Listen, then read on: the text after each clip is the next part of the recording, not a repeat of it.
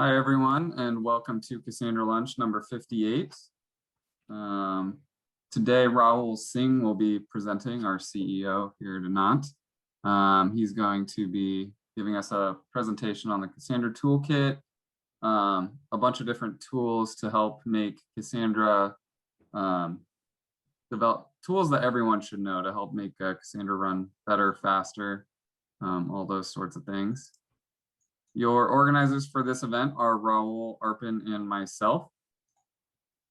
And we are always looking for more speakers and sponsors. So anyone here who knows someone who may want to speak here or knows someone who would want to sponsor this kind of event, definitely feel free to reach out to one of us.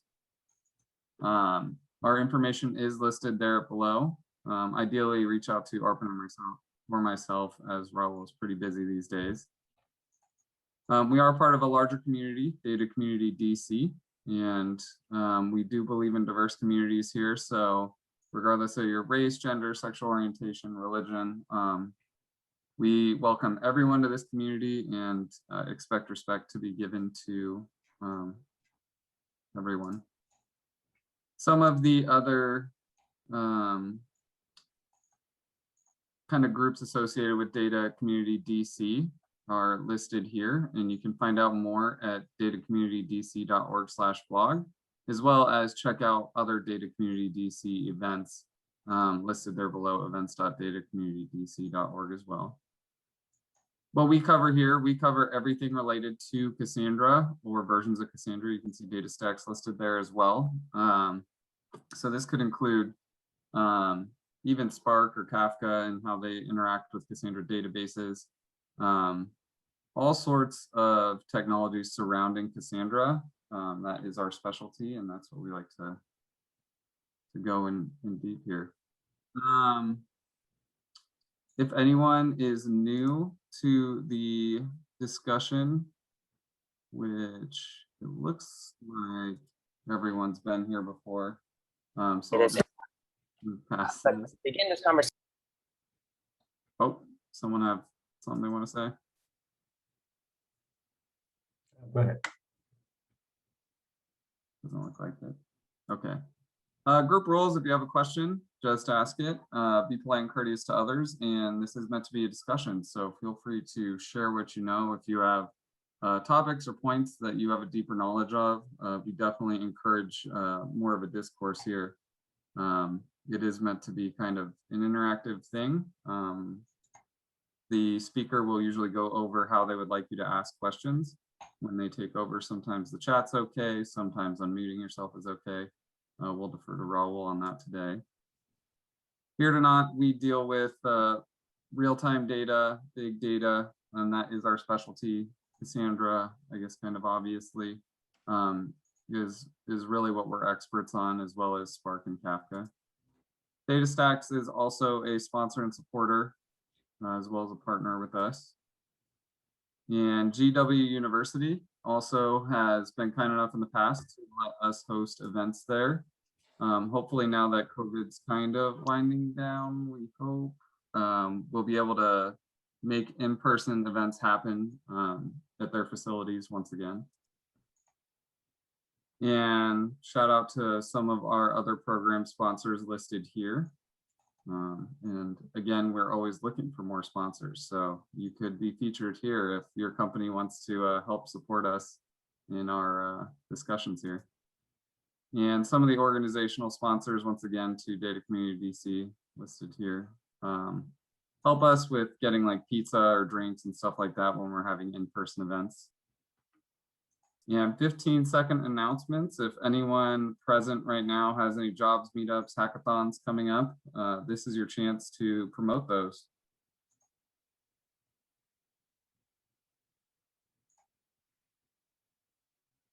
We're always hiring at our company. So if you want to show that, there we go. Perfect. Oh, yeah.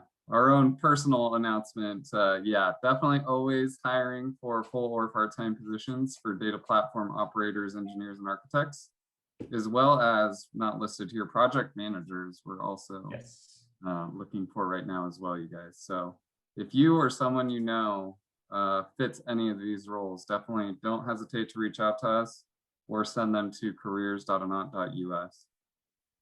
And some upcoming events, we have functions in Cassandra, Apache Cassandra and Apache NiFi together. And then we'll also be having a guest speaker in August.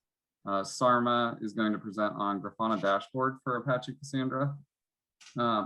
In addition to these Cassandra Lunch events, we have a sister webinar, Data Engineers Lunch, which occurs at the same time, noon Eastern, every Monday. So be sure to check those out. All of these videos, in addition to the Data Engineers Lunches, are all hosted on YouTube, including this one will be recorded and posted to YouTube. So if there's any topic surrounding Cassandra, there's a good place to look. And even better, we have Cassandra.Link, which is hand-curated resources all surrounding Cassandra. You can see we also touch on topics like Spark, Kafka. This is your #1 resource for anything related to Cassandra, and we definitely recommend you guys go there and check it out. And with that, I will pass it over to you, Rahul. Hey, thanks, Josh. Appreciate it. Go ahead and share my screen here. Let me know when you can see my screen #4. There we go. You guys see that okay? It's still Yes. loading. Okay, great. Excellent. Hey, everybody. Rahul Singh, your presenter for today. Today, I'll be covering Cassandra Toolkit, which actually is a repository on on GitHub. So you can Google Cassandra Toolkit.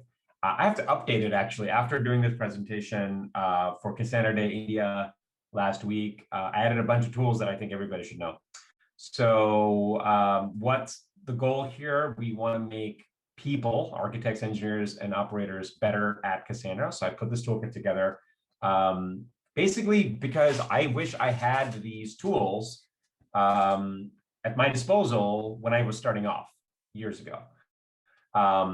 Also, just one thing that I'm going to be trying out today, because we're going to be, doing streaming and podcasting with different tools at some point. But I want to see if this questions feature in Google Presentations works. So if you have a question, try to use this link. I will bring it up every now and then on the screen. You can also just ask it in the chat, but I'm probably not going to see it. So without further ado, let's get into it. Our company, where I work, we create and manage global data platforms. We're architects, and we focus on leveraging distributed technologies like Cassandra, Spark, and Kafka, and actually a lot of things that you're going to see today. What's an architect? Architect's a chief builder. In computing, it's to architect means to design or make. So we make things. We create platforms for people around the world, for governments, banks, private companies, public companies. Really exciting place to work, and love to have you apply. What do we love? Spark, Cassandra, Kafka, Confluent, Databricks, all the different clouds. We play with it. Docker, Kubernetes, Terraform. Again, a lot of these things I'm going to mention in the toolkit. And we use data stacks, and also we do this stuff with and without data stacks. We're Cassandra experts, and we use different types of Cassandra. Okay.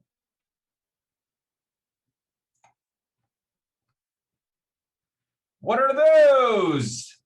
Well, if you don't know what these are, at the end of this presentation, you will know what every one of these icons on the left-hand side are. I couldn't find, well, we don't have unique logos for each of these tools, but you'll also know what these tools do, which are available on GitHub. Day-to-day, if you're an engineer, operator, architect, there's a few tools that I would recommend everybody use or download and play with just to see how you do with them. If you don't like using it, don't use it, but just give it a go, and I'll explain why. So My favorite kind of tools to start with, if you're just starting off, is Mobex term. And last week, I think I met Anil presented on this, and actually Anil was one of the other speakers, and so was Sarma for Cassandra to India, talking about Mobex term. So that's kind of like $50-$60, but you can use it for, I think, up to 10 hosts for free, and it works perfectly fine. Super Putty is kind of a free one. It's not the same, but for Windows, it's good. And in the Linux world, there's tons of tools like Mobex term, which is a multi-exec terminal.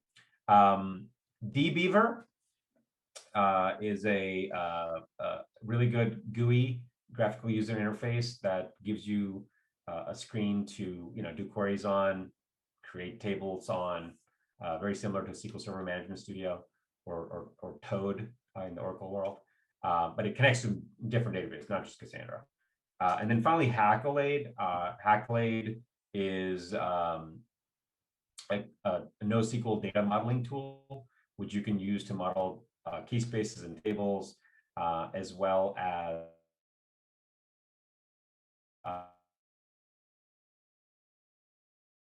anything that has to do with data model, you can do with Hackalade. It's pretty cool. Good documenter tool as well. Saying my internet is unstable. Can you guys still hear me okay? Yeah, here and still hear see me okay? everything's looking good. Great, thanks. Yeah, so Mobex term and action, and I'm gonna have to breeze through these because there's a lot of tools. It just gives you a way to type the same command once, and it runs it simultaneously for you. You can even do copy and paste to paste the same command across all the nodes you're looking at. It's pretty useful if you're working on several machines at once, as you would when you're working with Cassandra. dbeaver, just a nice looking tool to look at data. You can edit data in place. Hackalade, great modeling tool, and it allows you to create CQL, export CQL. I think it has an import function as well. Yeah, it's definitely a pro tool. Makes it a lot easier to work with Cassandra designs. Now, going into data operations, which is how you get data in, out, and around, there's some basics that I think everybody should know, and some of these have been out for a long time. It's just people don't know about them. So DS Bulk, for example, has been around. It recently has been, basically given out for free. That works with open source Cassandra, right? Awesome tool to do in and out with JSON. A Spark migrator, I call it Spark migrator. It's actually called Scala migrator, but it's not just for Scala. It was built to move data from Cassandra to Scala, which is a Cassandra that's built on top of C++. But you can use it to move data from Cassandra to Cassandra, because the way it talks to Scala is using the Cassandra Spark connector. And then Spark Shell, obviously, just knowing how to use Spark SQL and Spark Shell, it'll help you get data in and out and update data, right? Cool thing, actually, Arpan, who's not here today, is out sick, demonstrated this, is that you can use DS Bulk to unload data, operate on it using awk and sed, and then to load it into another table. Right, pretty cool, huh? Let's see, Jenkins and Airflow. Jenkins, again, has been around for a long time, but people are using it for data operations. Airflow is a little bit more, I would say, a lot more focused on data operations and data pipelines. The Airflow conference is happening right now from July 8th until the 16th. A lot of big companies use it. Apple gave a presentation on it last week. I think Pinterest uses it. Trying to think which other company was presenting. Yeah, a lot of big companies. Don't quote me on that, but just if you go to the website, Airflow, you'll see all the logos. It's quite impressive. We have several videos on our YouTube channel on how to use Airflow with Cassandra, so definitely take a look at that. And even Jenkins. Airflow gives you a really cool interface to look at your data processes, see all the different steps, run them, rerun them, look at the logs, right? Makes it easier to do what you do with a robot helping you. Now, when things don't work, we have to do things like backup and restore, or sometimes on a regular basis, we have to do repairs on Cassandra. Again, if you don't have Ops Center, that's okay. It used to be that was the only name in town in terms of user interface. Now we have Reaper and Medusa. And Reaper is for managing the repair processes on not just one. You can manage multiple Cassandra clusters. Same thing with Medusa. Now, Medusa doesn't have a GUI, but it has a really simple, I shouldn't say simple. It has a consolidated command line tool with lots of options to do backup restore, all different types of backup and restore, from local drives to cloud drives like S3, GCS. Don't reinvent the wheel. Making your own cron jobs for repair is not cool.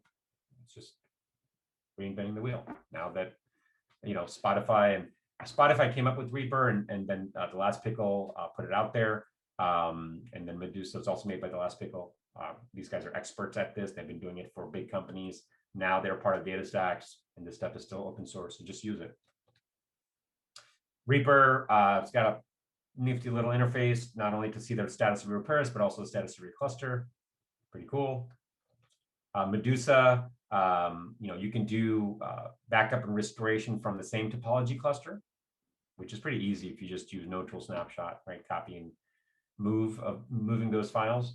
But Medusa also can do different sized clusters, meaning you can go from a 3-node cluster to a 6-node cluster. And the in-place restore is where if you have files locally on your drive managed by Medusa, it can replace it. It can restore it from the local drive. Now, if you're using these tools, which I'm about to show you, it's probably because something happened and you need to get to the root of what happened. Of course, the same exact tools can be used for proactive health checks and just to understand the state of the system. So this is different from monitoring, right? This is diagnostics. So a couple tools. So from a diagnostics perspective, if you just want to grab all the logs and configs for analysis, you can use DataStax's tool called Diagnostics Collection. Okay, and we actually have our own kind of homebrewed one before they open sourced it, and it's part of the Cassandra Analyzer. But the Diagnostic Collection tool gets everything from your whole cluster and puts it into one big tar file.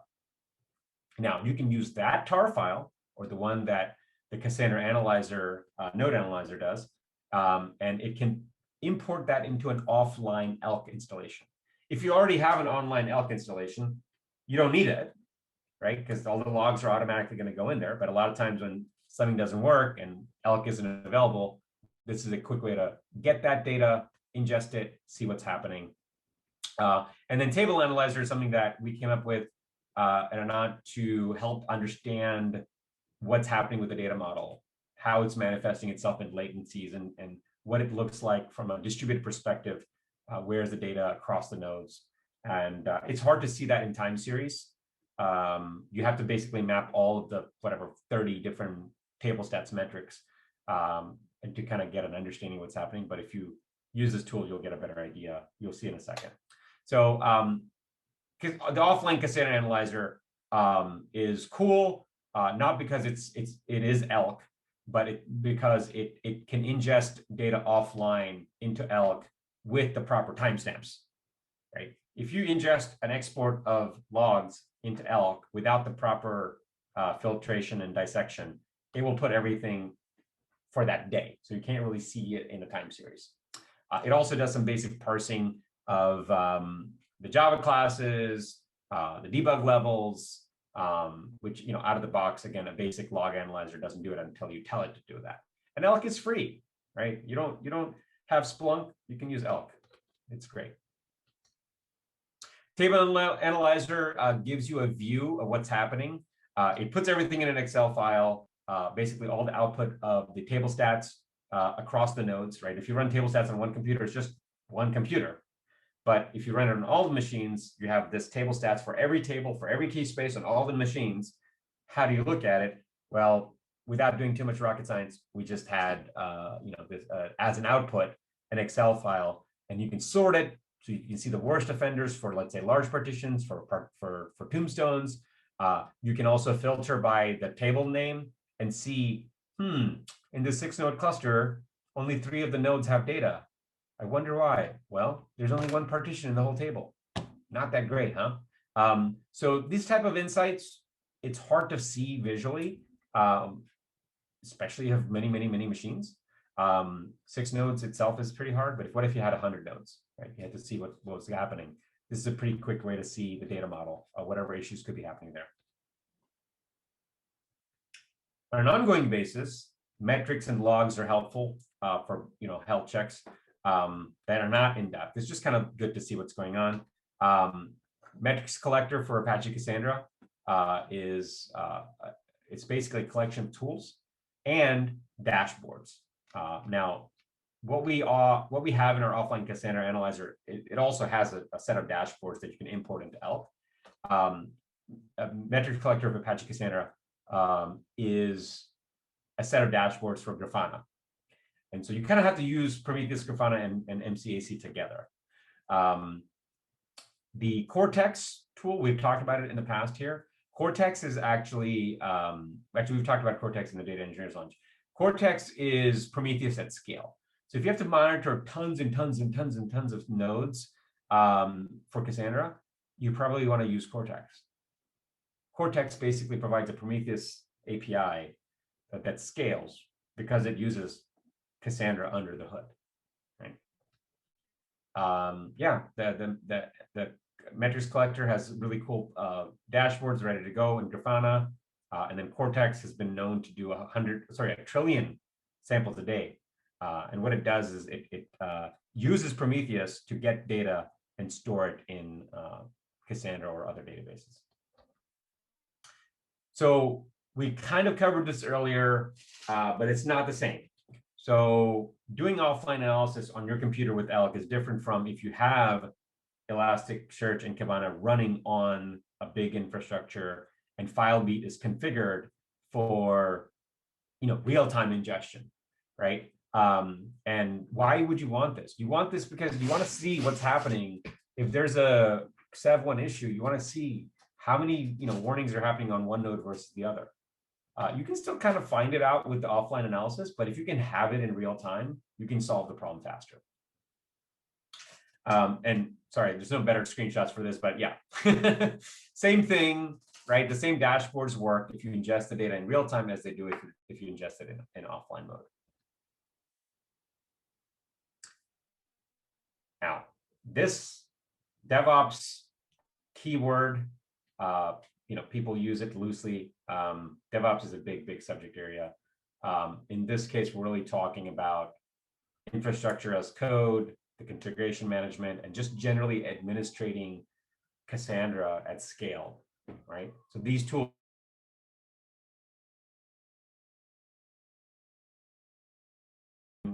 things on clusters that are larger than 6 clusters or 10 clusters. I mean, you can imagine having to, even with Movex's term, right? You can only have like 8 nodes visible on your screen, maybe 10 at best, right? But if you go beyond 10, then what are you going to do? Have more monitors to run the command? No. You need something better.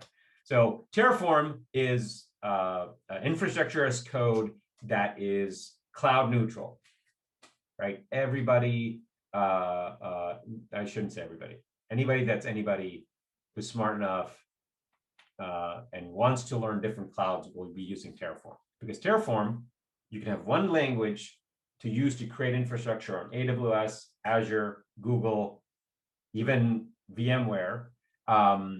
And it's not the same exact provider per cloud, but you can do this in modules.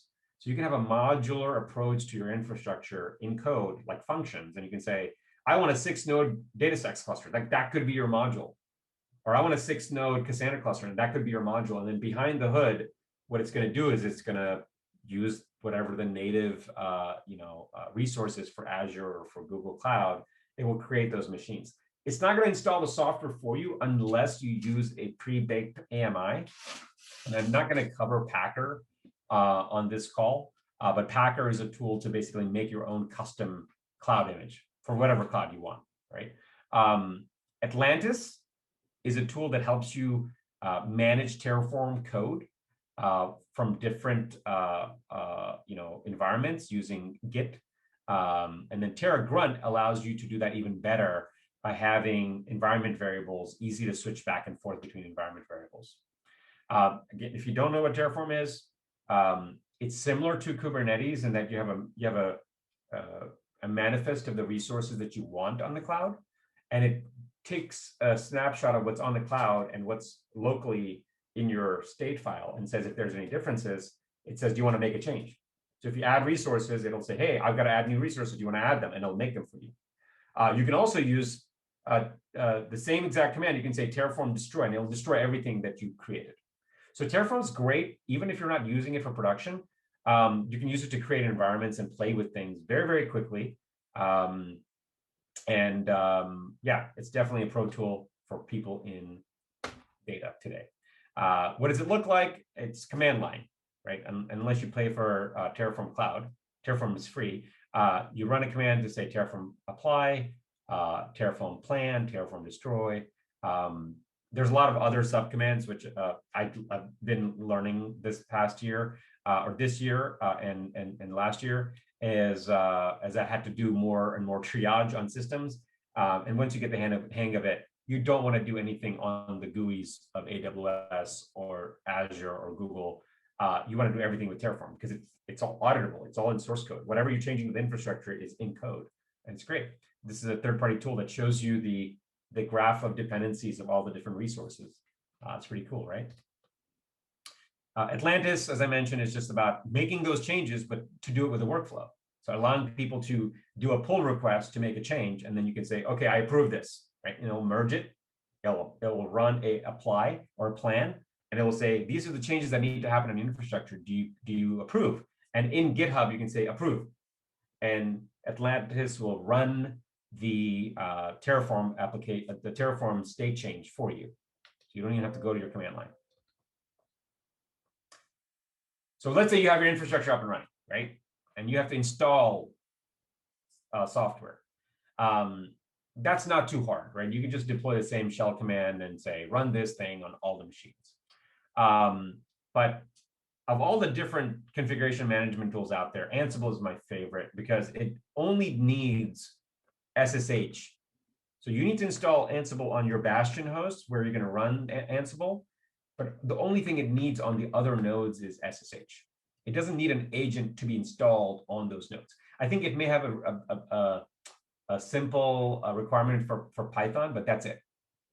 And I'll show you what Ansible looks like in action. But basically, you have abstract tasks that you can make, or you can use a lot of the existing abstract tasks like add users, fix permissions, check if the service is up. And if there isn't an existing abstract task out there for you, you can look for it, or you can make it in Python. But if you go to the galaxy.ansible.org or galaxy.ansible.com, there's a playbook or role for basically anything that you may want to do with a server.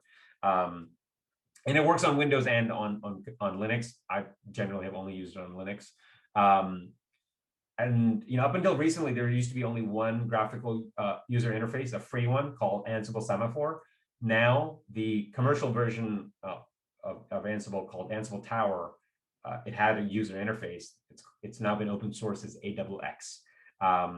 And just to kind of give you an idea, right?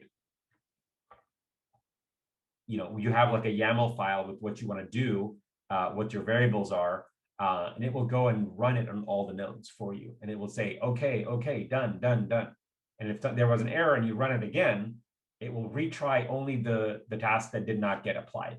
So it keeps track of things for you. It's definitely better than parallel SSH. There's a little bit of a learning curve.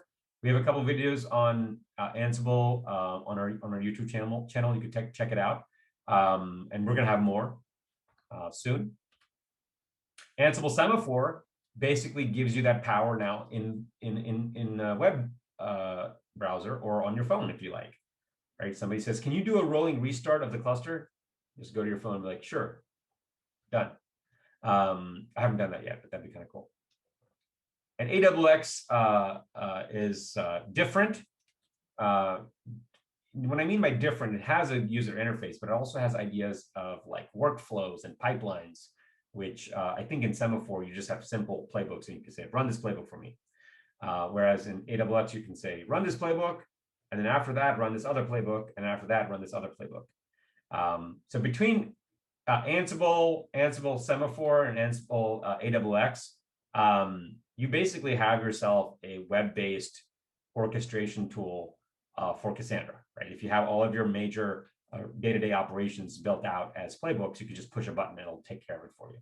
And not that I'm recommending it, but you could even have like things like repair tasks as a playbook, and you can put on a schedule. I don't recommend it. Use Cassandra Reaper. And then finally, the bleeding edge. So containers are not the bleeding edge.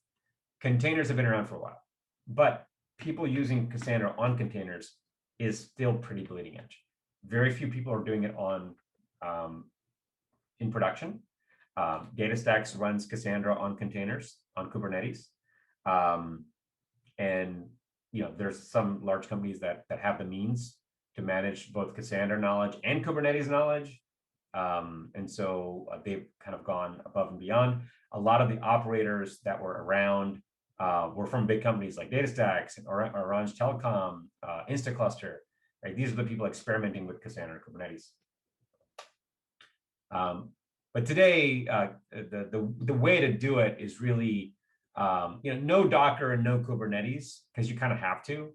But then Cassandra is the easiest way to get Cassandra up and running on Kubernetes, because it uses the Cassandra Kubernetes operator, the new standard community one that basically DataStax put out there. I'm involved with the SIG. Orange Telecom basically said, sure, we'll join you guys. So a lot of the features that are in Orange Telecom's operator are being put into the now Cassandra community operator for Kubernetes.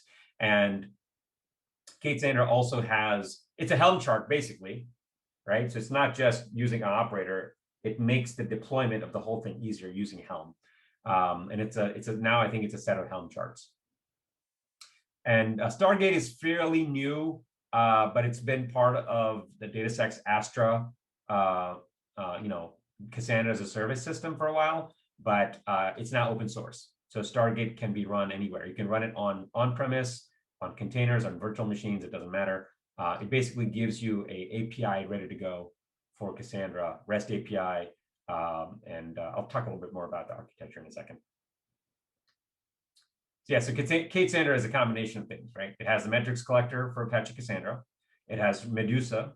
It has Reaper. It's got Prometheus and Grafana for metrics, visualization, and storage. And you can deploy it on any cloud. So a lot of the basics that you would want to have with Cassandra, you can have it in Cassandra. It's already there.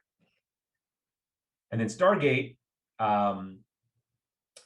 it's basically a layer that mimics Cassandra nodes on the cluster. So the Stargate nodes are actually Cassandra nodes that are not storing data.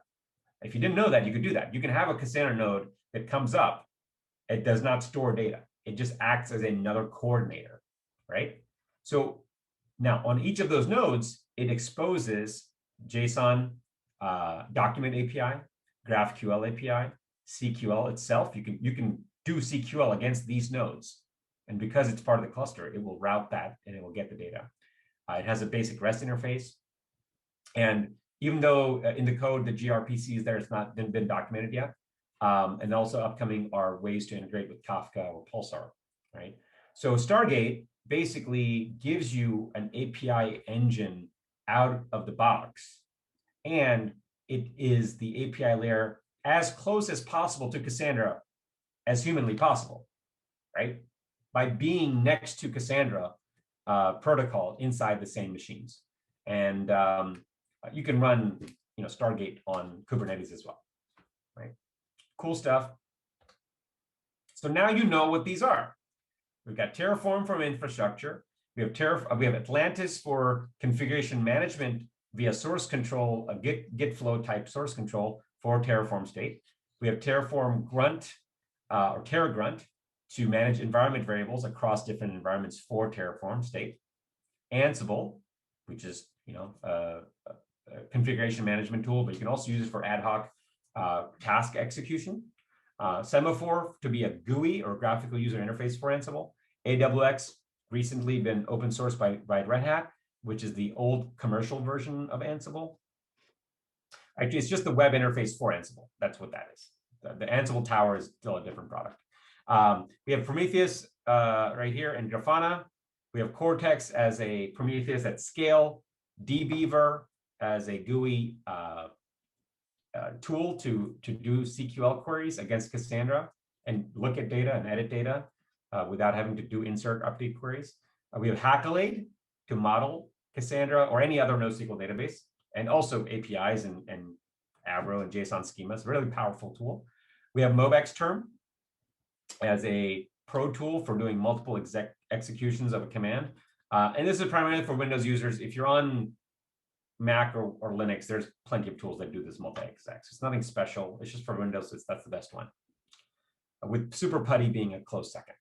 And then we have the Beats or FileBeat, Elasticsearch, and Kibana Stack. ELK, as it's also commonly known, the L stands for Logstash. Logstash is so slow as hell, right? Beats is a lot better. Logstash is written in Ruby and JRuby. Beats and FileBeats, and there's other kind of beats. They're written in Go, and they're way better. They're way faster. So definitely use FileBeats if you can. Logstash, you can still use it. Open Distro is basically Amazon's fork of Elastic and Kibana, because they have a different licensing mechanism. This is a pure open source version of the same, and they're going to continue maintaining it because they offer it on the cloud themselves.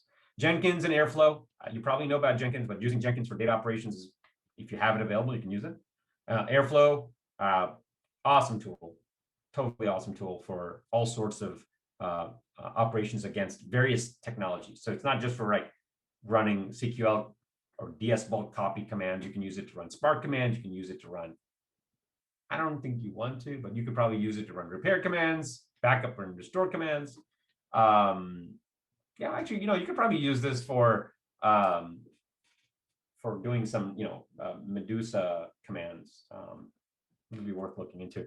And then finally, Docker, Kubernetes, they won, right? Get over it. Everybody's going to be doing Kubernetes if you're not already. And the way to do Kubernetes is Docker containers. If you are not Google, you're not using, or if you're not, Pivotal, but they all, Pivotal Container Factory or Cloud Foundry, Rocket is another way to make an image. There are different ways to make an OCI compliant image. Docker is the easiest one, in my opinion. And Stargate Cassandra as the easiest way to get Cassandra on Kubernetes. Stargate as the easiest way to get an API on top of Cassandra and also runs on Kubernetes. And how can I forget, if there's any one tool that you have not used here, and you should use, it's Spark with Cassandra. You just are missing out. Spark with Cassandra. Any questions? I guess that was it. So guys, this deck will be made available soon, and we'll be updating the I'm going to stop the share here. We'll be updating the Cassandra.toolkit website, the GitHub repository, with all of these recommendations, and would love to have pull requests on it and any updates that you can think of that make sense. If there aren't any questions, we can call it early. Anyone? Okay. All right, folks. We'll end the call early by about 17 minutes. Looking forward to seeing you guys next week, same time, same place. I did believe- have one Yeah. question for you, Raul. Sure. What's like of all those tools listed, like what's the, I guess, most popular, most common set of tools working together that you see? So here, I will share my screen again.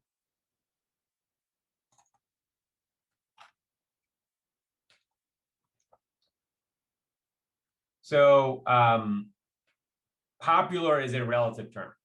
So popular by who? So from an engineering perspective, data engineering perspective, it's definitely Spark. Right? You kind of have to use it. From a DevOps perspective, it would be Elk or FileBeats. Like everybody uses it. You need to. You just can't get around it now. And then Prometheus and Grafana have also kind of come into that same kind of ecosystem of tools to freely monitor Cassandra. The rest of these, the only reason they're not quote unquote popular is that most people don't go beyond. I mean, there's a lot of people that use Cassandra, but only very few people have clusters that are larger than 10, 20, 30, 100 nodes of Cassandra, right? Those people need to use these tools. All these other tools, you can use it in smaller, clusters. Gotcha. Does that answer your question? Yeah. Cool. Awesome. Well, great, everybody. Again, good question. And looking forward to seeing you guys next week. Next week, we're covering,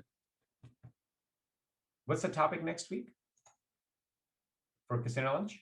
I think it was either Cassandra and Knife. On functions in Cassandra. Functions. That's right. Functions and Cassandra. And in 2 weeks, it's Apache NiFi with Cassandra. Very cool. And just to clarify, that's user-defined functions, right? Yeah, UDFs, UDAs, as well as the built-in ones, just count, etc. Cool. Very cool. Well, awesome, everybody. Have a wonderful rest of the week. See you guys next week, guys. Bye-bye. Thanks.